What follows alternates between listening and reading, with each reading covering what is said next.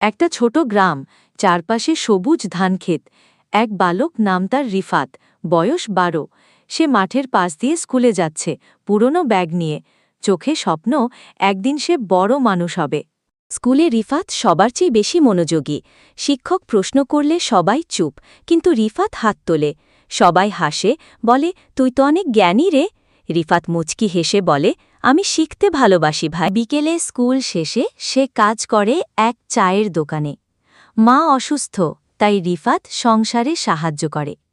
চা ঢালার ফাঁকে বই খুলে পড়ে। লোকজন তাকিয়ে বলে, এই ছেলেটা আলাদা। পরীক্ষার আগের রাতে ঘরে আলো নেই। রিফাত প্রদীপ চালিয়ে পড়ছে। বৃষ্টি পড়ছে বাইরে, কিন্তু তার মন অটল। সে ভাবে, আজ না পারলে কাল পারব। বছর শেষে ফলাফল বের হয়। রিফাত প্রথম। পুরো গ্রাম আনন্দে মাতোয়ারা। মা চোখে জল নিয়ে বলে, তুই একদিন সত্যি বড় হবি বাবা। রিফাত আকাশের দিকে তাকিয়ে বলে, আল্লাহ, তুমি পাশে থেকো সবসময়।